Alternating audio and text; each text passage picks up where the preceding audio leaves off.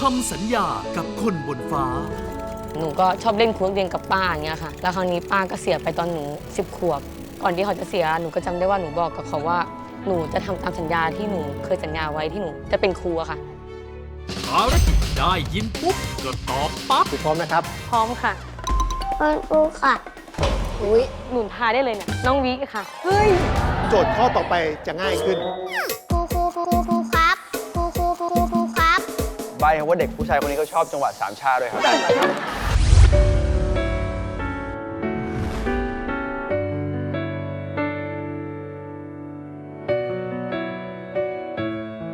สวัสดีค่ะหนูชื่อใบเตยนะคะอายุ25 ปีค่ะชีวิตวัยเด็กนะคะพี่ก็โตมาติดกับแม่น้ำริมคลองปกติเนี่ยแหละค่ะพี่ที่บ้านคือหาปลา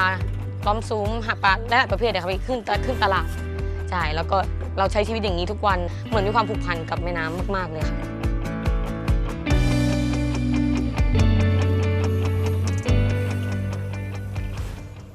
วัยเด็กนะพี่เอาจริงๆพ่อกับแม่ไม่ได้เลี้ยงหนูมาอยู่กับป้าค่ะป้าก็ค่อนข้างตามใจเลยอยู่บ้านเป็นครอบครัวใหญ่เลยค่ะพี่บ้านหลังหนึงก็20-30 คนตอนที่หนูป้าเลี้ยงหนูอะค่ะหนูก็ชอบเล่นคูกเรียนกับป้าอย่างเงี้ยค่ะแล้วคราวนี้ป้าก็เสียไปตอนหนู10 ขวบก่อนที่เขาจะเสียหนูก็จำได้ว่าหนูบอกกับเขาว่า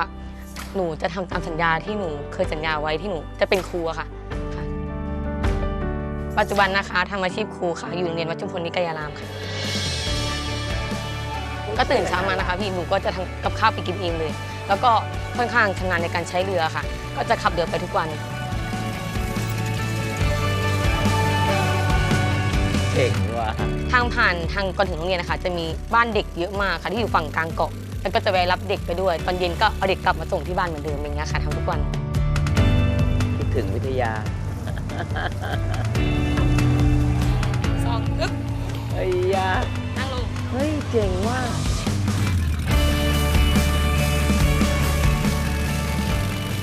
รับไปเรียนเนี่ยเหรอ สุดยอดคุณครู ต้องสวมชูชีพ น่าเอ็นดู เป้าหมายของหนูนะคะพี่คืออยากบรรจุรับข้าราชการครูเป็นครูการศึกษาพิเศษค่ะหนูรู้สึกว่า4 เดือนที่หนูไปฝึกสอนมาหนูรู้สึกผูกพันกับเด็กเราได้อยู่กับเขาแล้วเหมือนว่าเขารักเราเหมือนคนในครอบครัวเลยค่ะพี่จะกอดจะหอมจะเล่นกับเรา อ๋อ น่ารักจังเลยคุณครู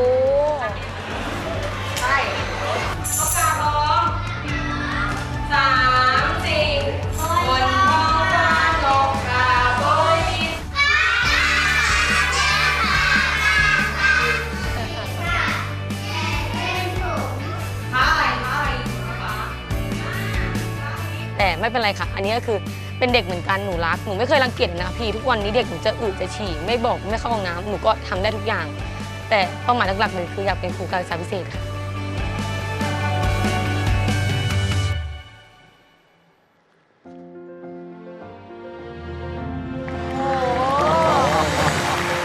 มาในชุดนี้เลย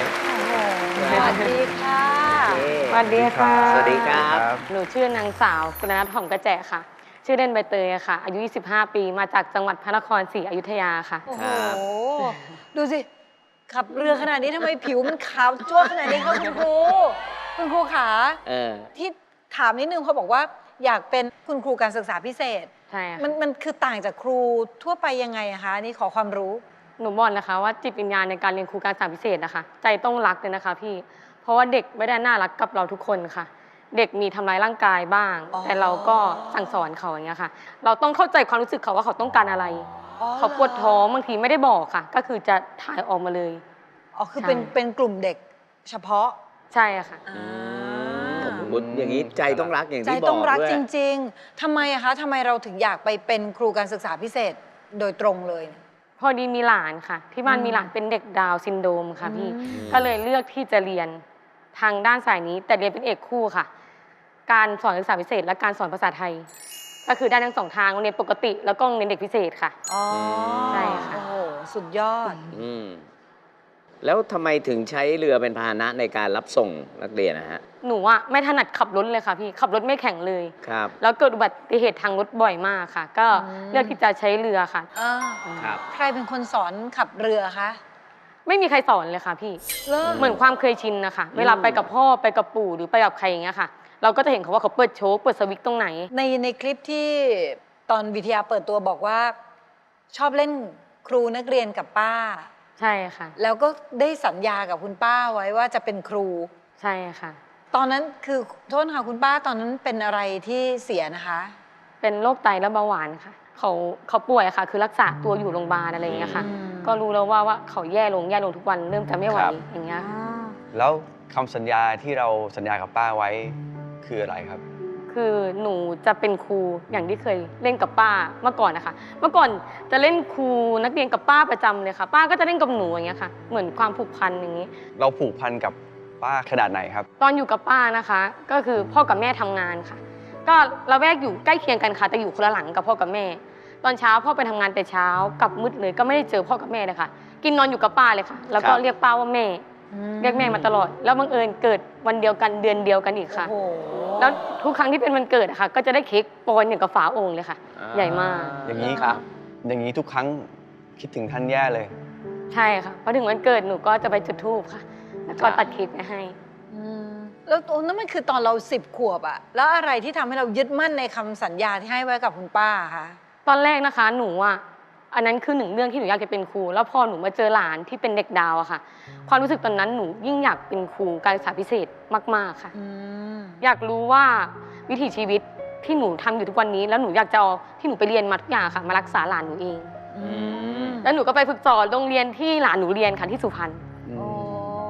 แล้วพอวันที่เราได้เป็นครูแล้วเนี่ย เคยแบบสื่อสารเคยบอกกับป้าไหมว่าป้าหนูเป็นแล้วนะตามที่สัญญาไว้เงี้ยเคยไหม เคยจุดธูปบอกตอนที่หนูไปสอบครั้งแรกอะค่ะ ว่าขอให้หนูทำไม่ได้อย่างที่หนูเคยสัญญาไว้ แต่ครั้งแรกไม่ได้ไม่เป็นไรค่ะ มันต้องมีครั้งต่อไป วันนี้ความฝันที่อยากได้กลับไปคืออะไรคะ วันนี้นะคะหนูก็จะมาขอ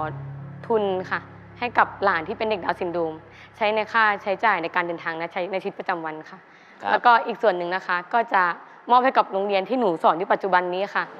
ช่วยปรับปรุงซ่อมแซมโรงอาหารให้รองรับนักเรียนให้มากขึ้นค่ะ อืม คุณนี่ ไม่ได้ จิต คิด วิญญาณ ด้วยตัว ความเป็นครู องเลย เต็มตัวจริง จ้ะ ๆอ้าวมาค่ะวันนี้พวกเราพร้อมที่จะดูความสามารถของคุณครูละพร้อมไหมคะ พร้อมค่ะ ถ้าพร้อมแล้วเชิญค่ะ สวัสดีครับครูเตยครับ สวัสดีค่ะ ขอบคุณมาก ๆ ที่มารายการนะครับ ขอบคุณมากครูพี่ถามนิดนึงสิการที่เราต้องไปสอบเนี่ยตอนเนี้ยเรายังไม่ใช่ครูบรรจุใช่ไหม ใช่ค่ะ ครูอัตราจ้างก็คือ อัตราจ้างรายปีค่ะ หมายความว่าในโรงเรียนจริง ๆ ยังไม่มีโควต้าสำหรับครูบรรจุใช่ไหม 3 ปีค่ะ หมายถึงว่าเราต้องเป็นอัตราจ้างก่อน 3 ปีเหรอ ใช่ค่ะ แล้วก็สอบภายในได้ แต่อันเนี้ยสามารถไปสอบบรรจุได้ นั่นหมายว่าหลังจากเราฝึกสอนเราต้องเป็นอัตราจ้าง 3 ปีก่อน ไม่ค่ะ ไม่จำเป็น ใช่ค่ะ ไม่จำเป็น สามารถสอบได้เลย ก็ขอเป็นกำลังใจให้สม เออ ความตั้งใจ ขอบคุณ ที่ได้สัญญากับ ค่ะ ป้าไว้นะครูนะ ค่ะ วันนี้โจทย์แรกครับ เราจะท้าทายครูเตยเกี่ยวกับเรื่องความผูกพันความคุ้นชินที่ครูมีต่อลูกศิษย์ลูกศิษย์ที่ครูเคยรู้จักที่ผ่านมาทั้งหมด รวมถึงปัจจุบันด้วยนะ มีสักประมาณกี่คนนะครู ที่ผ่านมาทั้งหมดที่หนูสอนใช่ไหมคะ ใช่ 60 คนค่ะ ประมาณ 60 คนนะ ใช่ค่ะ โจทย์จะอยู่ในนี้แหละครับครูครับรบกวนยืนข้างพี่โตครับ ได้ มีการถอนหายใจนะ ครูครับโจทย์แรก พี่ๆทีมงานเตรียมภาพให้ครูดู ให้ครูดูลูกศิษย์แต่ดูแวบเดียวนะ มีเวลาประมาณ 2 วิแล้วครูต้องตอบให้ได้ว่า ลูกศิษย์คนนี้ชื่ออะไร ดูครูมีความกังวลนิดหน่อย กังวลนะ กังวลกลัวจะไม่ได้นะ ใช่ค่ะ อย่ากังวลสบายๆครับทีมงานครับพี่ซุปขอโจทย์ข้อแรกครับ ดูภาพลูกศิษย์ครับ คุณครูค่ะ 2 วิครับ ภาพค่อนข้างซูมครับเพราะว่าจริงๆภาพเต็มคือเต็มครับแล้วก็เราซูมพอซูมปุ๊บแล้วภาพแตก ต้องหูอย่างเดียว สังเกตอะไรบ้างครับครูเห็นอะไร ลักษณะใบหูค่ะ แล้วก็ อ่า ต้มหู อ่า แต่หนูจะขอดูอีกรอบนึงได้ไหมคะ ได้ให้ครูดูอีกรอบทีมงานครับพี่ซุปขอภาพครับ คุณครูค่ะ คุณครูขาอะไรสักอย่างเนี่ยครูเห็นอะไรบ้างครับ หนุนทายได้เลยเนี่ย ไอ้ถ่ายได้เลยเหรอ อ่า ครูเอางี้พี่ซุปถามก่อนครูเห็นอะไร อย่างแรกคือใบหูแล้วต้มหูค่ะ ครับ แล้วก็ทรงการมัดผมเด็กแต่ละวันจะไม่เหมือนกันอยู่แล้วค่ะ เด็กแต่ละวันจะไม่เหมือนกันนะ ใช่ค่ะ เด็กคนนี้อายุประมาณเท่าไหร่ครับ 4 ขวบค่ะ ประมาณ4 ขวบ คิดว่าเด็กคนนี้ชื่อ น้องฮานะค่ะ น้องฮานะนะครับ ไม่ใช่มีเขินไหมครู ไม่ใช่เขินค่ะ ไม่ใช่เขินนะ น้องฮานะทีมงานครับ ใช่น้องฮานะไหมครับ คุณครูค่ะหนูชื่อน้องฮานะค่ะ น้องฮานะถูกต้องครับนั่งดูห้องเรียนน้องฮานะมีเด็กกี่คนครับครู 20 คนค่ะ 20 คนแล้วคุณครูดูแลกี่คนครับ 20 คนเลย ข้อแรกเนี่ยคือให้ดูภาพ ข้อ 2 ยากขึ้น ครูจะไม่เห็นภาพแล้ว ครูได้ยินแค่เสียงครับ ทีมงานครับ พี่ซุปขออุปกรณ์ปิดตาคุณครูครับ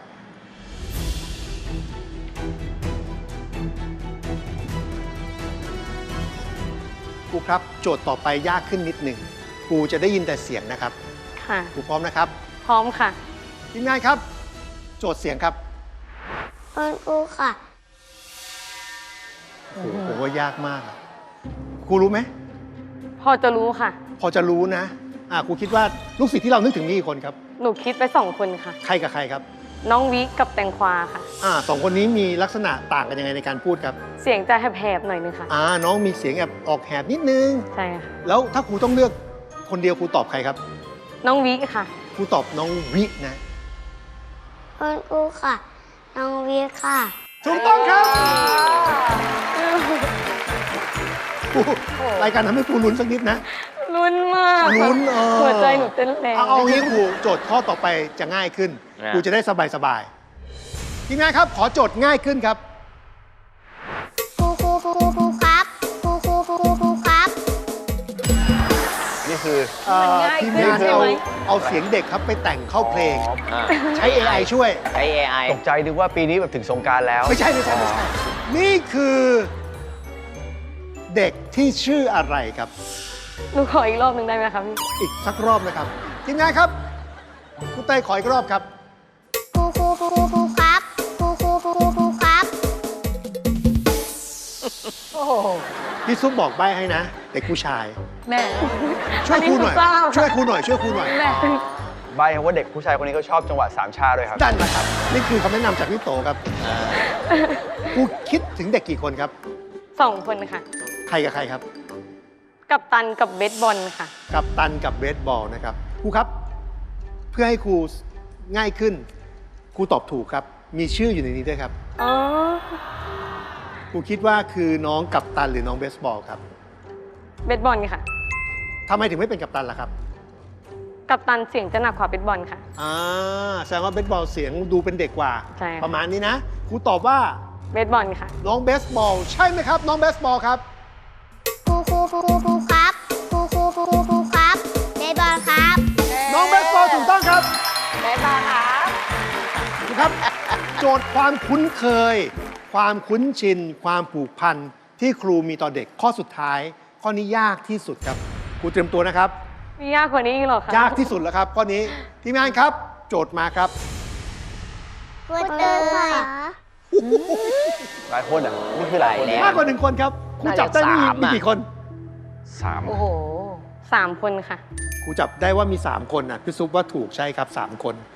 คำถามคือมีใครบ้างครับ 3 คนที่ว่า โอ้โห 3 คนที่ว่ามีใครบ้างครับครู มีเสียงน้องแฝดนะคะแต่น้องแฝดนี่ก็คือเสียงเหมือนกันห น้องแฝดคือใครกับใครอะครับ ไอเดียกับไอด้าค่ะ ไอเดียกับไอด้า อ๋อ แล้วไม่รู้เราไปเอาไอเดียหรือไอด้ามา ใช่ อีก ค่ะพี่ อันนี้มันยากตรงที่ว่ามี ประ เด็ เด็ ก น แฝ ว่า ด ในไอเดียไอด้าครูคิดว่ามีคนหนึ่งนะ ใช่ แต่ไม่รู้ ค่ะ ไอเดียไอด้านะสมมติเอาพักไว้ก่อน แล้วมีใครครับอีก 2 คน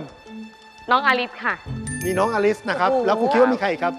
แล้วก็น้องวิค่ะ เฮ้ย และอีก 1 คนคือ ไอเดียค่ะ ไอเดีย ครูครับ ใช่ 3 คนที่ครูบอกหรือเปล่าทีมงานครับ เฉลยครับ คุณเตยนาลิศไอเดียค่ะ เฉลย ไม่รู้เรื่อง ไม่รู้เลย หนักกว่าเดิม รบกวนครูเปิดแว่นตาด้วยตัวเองครับ และนี่คือคำตอบครับถูกต้องครับ ยอดอ่ะ ครูรู้ได้ยังไงว่าเป็นไอเดียหรือไอด้า น้องไอเดียจะมีเสียงแหบมากกว่า อ๋อ ค่ะ เสียงแหบกว่า ใช่ค่ะ นี่แสดงว่าครูจับรายละเอียดของ โอ้โหผูก สิทธิ์ พันมาก ได้ ใส่ ดี ใจ มากนะครับ มาก ภารกิจแรกผ่านทุกข้อครับคุณครูครับทีมงานครับรบกวนแว่นตาครูครับ ประเทศชาติต้องการครูแบบนี้ โจทย์แรกผ่านไปแล้วครับ เป็นโจทย์ที่เกี่ยวกับความผูกพันนะครับ โจทย์ต่อไปเรานำทักษะ 2 อย่างมาผสมผสานกันครับ เรื่องแรกก็คือว่า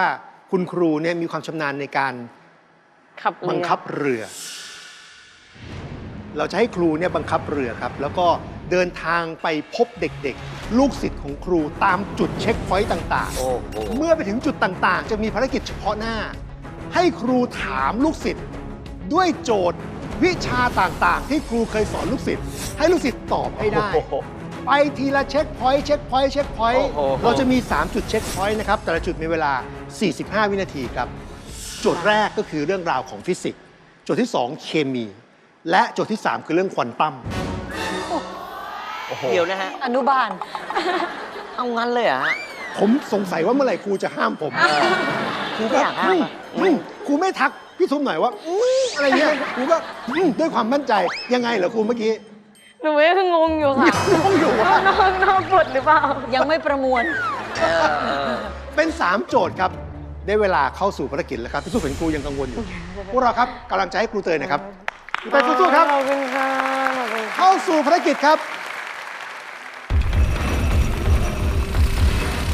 เวลาจะเริ่มจับตอนเริ่มออกเรือในแต่ละจุดนะครับ เริ่มภารกิจครับ เดินทางไปที่จุดที่ 1 ครับ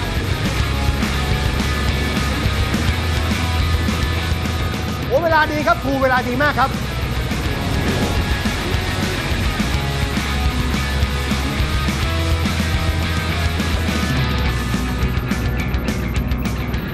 เอาละครับ จุดแรกคำถามภาษาอังกฤษครับ วันพุธภาษาอังกฤษคืออะไรลูกจริงเหรอ ถูกต้องครับ ไปต่อครับ ไปจุดที่ 2 ครับ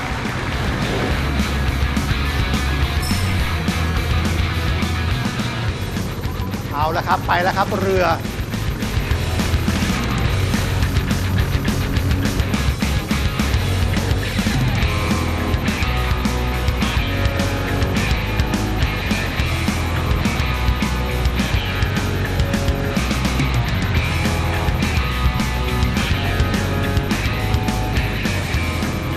เอาละครับครูเดินทางถึงจุดที่ 2 แล้วครับ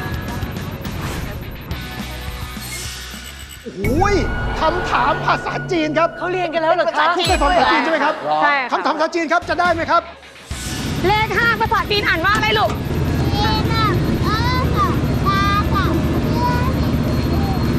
ปู่5ถูกต้องค่ะ ถูกต้องครับ โอ้โห จุดสุดท้ายครับ เอาละครับเดินทางต่อครับ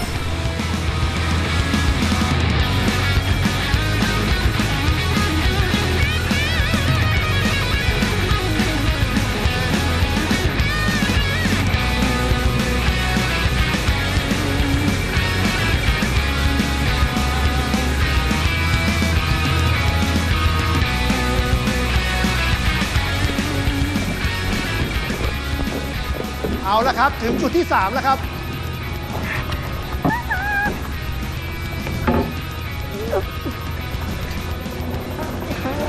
โจทย์เลขครั ไก่ บ 1 ตัวหมา1 ตัวรวมกันมีกี่ขาลูก ขา เก่งมากค่ะ ถูกต้องครับ โอ้โห เวลาทันครับ เวลาทันครับ โอ้โห ครูครับ ผ่านทั้ง 3 เช็คพอยต์ครับและนี่ก็คือคุณครูที่ตั้งมั่นว่า 10 ขวบอยากเป็นครูด้วยคำสัญญาที่มีต่อคุณป้านะครับ คุณครูเตยครับ ขอบคุณครูมากนะครับครูครับที่กลางเวทีเลยครับท่านผู้การครับวันนี้เราได้รู้จักกับครูเตย คนที่อยากเป็นครูด้วยหัวใจครับ ทั้ง 3 ท่านรู้สึกยังไงบ้างครับ ดีใจอะดีใจแทนเด็กๆ จริง ๆ นะครูเตยคือครูรู้สึกว่าครูเตยเป็นคนที่มีจิตวิญญาณความเป็นครูจริง ขอบคุณค่ะ ๆคืออย่างเจตนาที่อยากจะไปสอนครูการศึกษาพิเศษเนี่ยไม่ใช่เรื่องง่ายแล้วก็ไม่ใช่ใครทุกคนที่อยากที่จะไปทำอะแต่นี่คือเรามุ่งมั่นมากๆอะค่ะแล้วครูเห็นแววตาหรือวันนี้ความรักที่เรามีต่อนักเรียนของเราความผูกพันความใส่ใจอันเนี้ยมันสำคัญมากเลยนะสำหรับช่วงปฐมวัยเนี่ยช่วงแรกของเด็กเนี่ยโอ้มันปูทุกอย่างสำหรับเด็กเลยอะที่ทำให้เขารู้ว่าครูหรือโรงเรียนเป็นพื้นที่ปลอดภัยสำหรับเขาแค่ไหนครูไม่รู้จะพูดยังไงพูดได้แต่คำว่าชื่นใจแล้วก็เป็นกำลังใจจริงๆนะอยากเห็นวันที่ครูเตยได้เป็นครูการศึกษาพิเศษ หรือได้เป็นครูบรรจุคือแต่ไม่ว่าจะด้วยรูปแบบที่ว่าเราจะได้บรรจุหรือไม่ก็ตามอ่ะสำหรับครูอ่ะครูเตยเป็นครูแบบ100%ไปแล้วแล้วครูภูมิใจแทนคุณป้าเนาะครูว่าคุณป้ามองลงมานี่คือชื่นใจจริงๆลูกสาวของเขาคนนี้ท ทำได้แบบที่ตัวเองสัญญาไว้ วันนี้เป็นหลานที่ดี แล้วตอนเนี้ยกำลังจะเป็นป้าหรือเป็นน้าที่ดีให้กับหลานของตัวเองด้วย แล้วกำลังจะไปเป็นครูที่ดีให้กับเยาวชนอีกโหฝากนักเรียนไทยไว้ในมือของครูเตยด้วยนะคะ ได้ค่ะ ขอบคุณมากนะคะ คุณเตยครับ ผมว่าคำนำหน้าของคุณที่เหมาะสมที่สุดก็คือครูเตยครับ พวกเรา3 คนให้ผ่านครับ ขอบคุณค่ะขอบคุณค่ะ พี่เตยครับพี่ซุปบอกเล่าเรื่องราวชีวิตของครู เรื่องราวความมุ่งมั่นตั้งใจความใฝ่ฝันครูที่อยากเป็นครู ให้ผู้ใหญ่ King Power ทราบรวมถึงความฝันที่มารายการในวันนี้ด้วยนะครับผู้ใหญ่ King Power ชื่นชม และฝากส่งกำลังใจถึงครูเตยด้วยนะครับเรื่องความฝันทั้ง2เรื่องไม่ใช่ปัญหาครับทุนความฝันทั้ง2ส่วนนะครับไม่ว่าจะเป็นทุนในการซ่อมแซมโรงอาหาร หรือว่าทุนในการดูแลหลานซึ่งเป็นเด็กพิเศษ ผู้ใหญ่ King Power ยินดีมากครับและขอมอบทุนให้ครูเตยนะครับ 40,000 บาทจาก King Power ครับ ขอบคุณค่ะขอบคุณค่ะ ครูครับในวันที่ครูทำความฝันได้สำเร็จพี่ซุปเชื่อว่ามีความรู้สึกมากมายเกิดขึ้นในใจของครูนะครับครูอยากบอกความรู้สึกนี้กับใครมากที่สุดครูอยากพูดกับใครที่สุดครับ หนูอยากบอกป้าค่ะว่าตอนนี้หนูมา 80% แล้วค่ะ อีก 20% หนูจะทำให้ได้ค่ะ ปีหน้าหนูจะเอามาให้ได้ ในมุมของรายการนะครับต้องขอบคุณครูเตยมากนะครับก็คือเราขอบคุณไปถึงครูทุกคนนะครับพวกเราทุกคนมีวันนี้ได้ เพราะว่าคุณครูของพวกเราทุกคน แล้วก็ขอบคุณครูเตยนะครับแล้วขอบคุณครูทุกท่านมากนะครับขอบคุณมากครับอัจฉริยะเกินร้อยของเรานะครับคุณครูอนุบาลครับคุณครูเตยครับ ขอบคุณค่ะขอบคุณค่ะ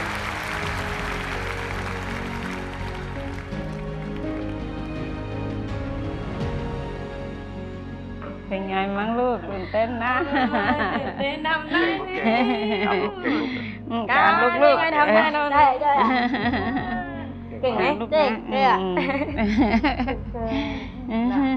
ท่านผู้ชมครับคุณพ่อคุณแม่และน้องๆครับวันเด็กปีนี้ซุปเปอร์จิ๋วของเราจัดงานยิ่งใหญ่ครับชื่อคอนเซ็ปต์ของเราคือซุปเปอร์คิดลิมปิกเกมทักษะแห่งโลกอนาคต งานที่ฟรีครับ